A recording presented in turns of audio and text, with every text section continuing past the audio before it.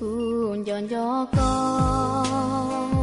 ku sa po có ha ku san cho có tha có sinh ga xia. Chia tay đi. Tại sao? Anh có người khác rồi. Con đó tên Nhi đúng không? Đúng rồi, sao em biết? Em gái em mà. Á đủ.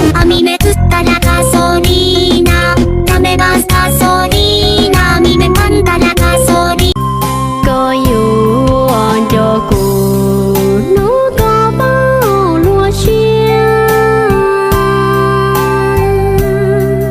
tia lúa có lò chuối có dài câu lời gió có bùa gió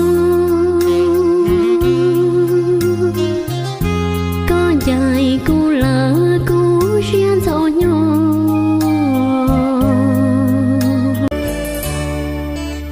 Yua lu có yuan cho có nhỏ ta tiếng nó chỉ mùa nụ thu chùa mùa có y la lên từ thì bây giờ con không chỉ trồng cao với xe từ người sống á bây từ lúa tiêu giờ này xin nhớ bây giờ con muốn trồng thọ đa bây lúa tiêu giờ lúa gì cho giờ bây trồng cao bây lúa xe từ người té. Chia tay đi.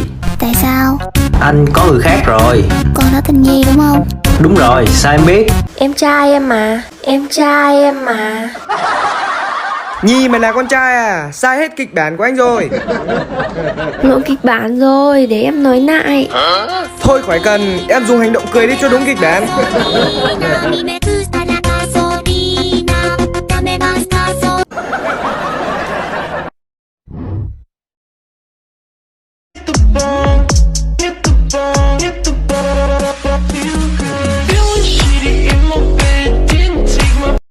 Giờ mỗi lần tôi nâng cái tiền có tao mỗi lần cái này có một cách hay là tiền học của nó.